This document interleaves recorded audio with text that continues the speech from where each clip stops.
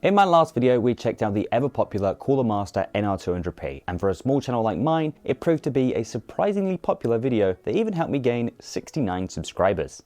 Nice. So hot on the heels of that video, we have the Phanteks P200A, which is Phanteks' most affordable ITX solution. It's a pretty compact case, but definitely just looks like a P400A that has been squished down. Most of the panels are toolless. You get two 120mm ARGB fans, USB-C, and a fully meshed front panel, and also support for cheaper full ATX PSUs if you've already got one of those in your system and you're trying to condense things into a smaller package. There is also a performance version available, which trades the tempered glass panel for a solid panel with some mesh to allow better airflow for your GPU, mainly if vertical mounting is your priority. Overall, the build quality seems like typical Phanteks design. It's made of solid plastic and steel throughout, and is exactly what you'd expect for around the 65 to 70 pound mark. Fortunately, there seems to be no added ITX tax, as this is an incredibly affordable option for those looking to shrink their system. Of course, the front and side features their ultra-fine 1mm performance mesh, what we're all used to by now, which helps to massively increase airflow and also omits the need for a dust filter. Though there is still a dust filter at the bottom of the case, as your GPU will be pretty close to it and it will likely be pulling the air in from down below. As far as the dimensions are concerned, we're looking at 205mm wide,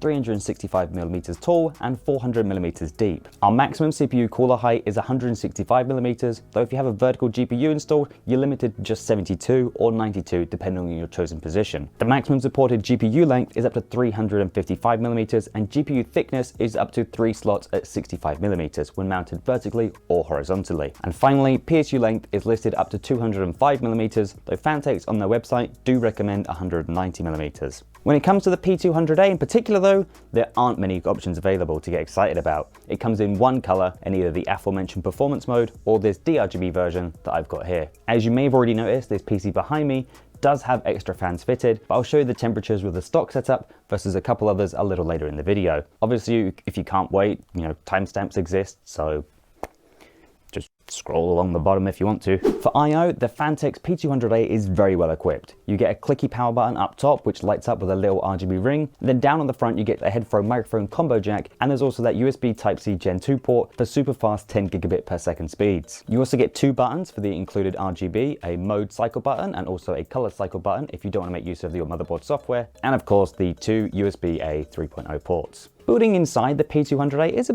bit of an odd one. You'd think that it being a fairly large ITX case, with it being around 30 litres in capacity, you would have plenty of room to make building your compact PC incredibly easy. But if I'm honest, I'd say it was more difficult than the 18-litre NR200P I checked out a few months ago. I think that adding support as standard for an SFX PSU would be a nice option, as it would likely give you a lot more room up top to access those fiddly connections at the top of the motherboard. Though I imagine if you're looking at a case this size and price, it does mean you can retain an older power supply or use a higher wattage power supply, both of which are likely to be much cheaper than their SFX equivalent. Of course, you can loosen the screws on the back of the PSU and slide it back and forth to make life a little easier, but if you use a tower cooler like I did, it can be particularly fiddly regardless. Having the power supply up top will help to exhaust some heat from the system, as there is no exhaust naturally as standard, nor is there any ventilation on the top panel at all. So let's talk about radiator support. At the front, you can mount up to a 240 or 280mm radiator, and then on the side, you can fit a 240mm radiator, where I've got those two 120mm fans situated. You can mount fans on the bottom of the chassis to help your GPU airflow, but if I'm honest, you don't really need it. As you can see in the configuration we currently have, I opted to go with a standard tower cooler.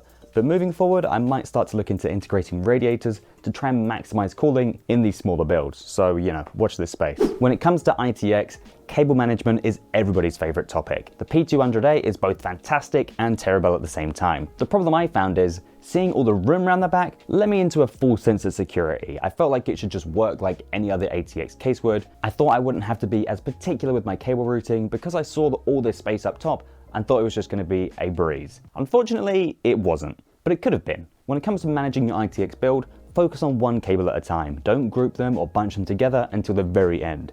I tried to just squish them all together, but that tactic didn't work out. Annoyingly, the PWM cables for the fans are just a little bit too short, so I did have to make use of an extension so that it would actually reach my motherboard header. There are two removable cable channel pieces which are sturdy and made of metal and held in with just thumb screws, which makes them easy to remove and tighten as you go. There's also a removable plate behind the motherboard of which you can mount two SSDs, though fitting the SATA power connectings I imagine would be quite a pain. One gripe I do have is with the included cables and the way they're routed out of the box. The bulky SATA connector for the RGB and the short fan cables should run along the top next to the power supply, as even without any extra cables, they all form a formidable chunky bunch that's squished together against the side panel before you even start your build. I can see why they all run down the bottom. It's so you can easily mount extra fans on the side without having to move anything, but if the fans were just a few millimeters lower and had a bit more room above, that would make for some much cleaner cable runs. Then after all that, I decided I hate myself and decided to remove the two plastic covers on the side of the motherboard, both of which you can mount SSDs to if you wish, and doing so will also give you the ability to install optional hard drive brackets which are sold separately. Or you just do what most people do in 2023 and would just add some extra fans and RGB or mount your radiator here. I decided to add 3 more RGB fans in total with a separate controller hub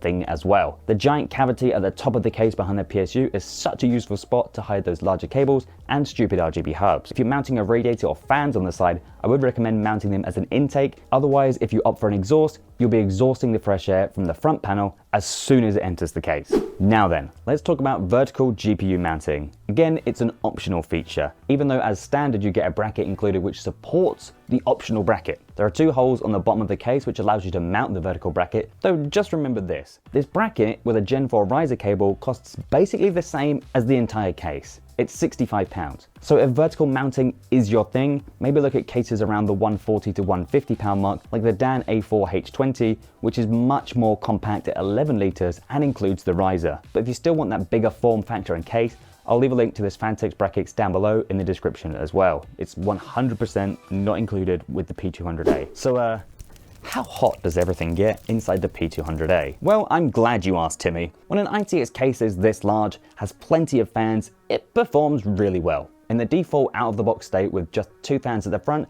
the CPU hits a comfortable 65 degrees and the GPU tops out at 68.6 degrees. Adding an additional 120mm exhaust fan drops the CPU max temperature by 2 degrees, down to 63, whilst the GPU only loses about 1.3 degrees. Adding an additional 2 side fans drops the CPU temperature down to 62 degrees and the GPU down to 67 degrees. So the extra side fans aren't worth it in my opinion, and I think a single 120mm at the rear is a good option in this configuration. Obviously, if you are mounting a radiator to the front or the side of the case, I would expect your GPU to get a little bit warmer as it'll be pulling in that heat from the radiator. So overall, the thermals are very impressive. The build quality is classic Phanteks, which is a positive by the way. The included fans are quiet and bright, I/O is plentiful, building inside is incredibly straightforward, and it all comes in for just around £70. What's not to like? Well, like I said, cable management can be fiddly if you try to rush it, and plugging in things below the power supply is also a bit of a pain. The HD audio cable also gets squashed behind the GPU, which isn't amazing. I didn't see any other way to route this nicely, but I can't even remember the last time I used the ports on the front of a PC for audio, so I guess that's up to you if you even bother plugging it in.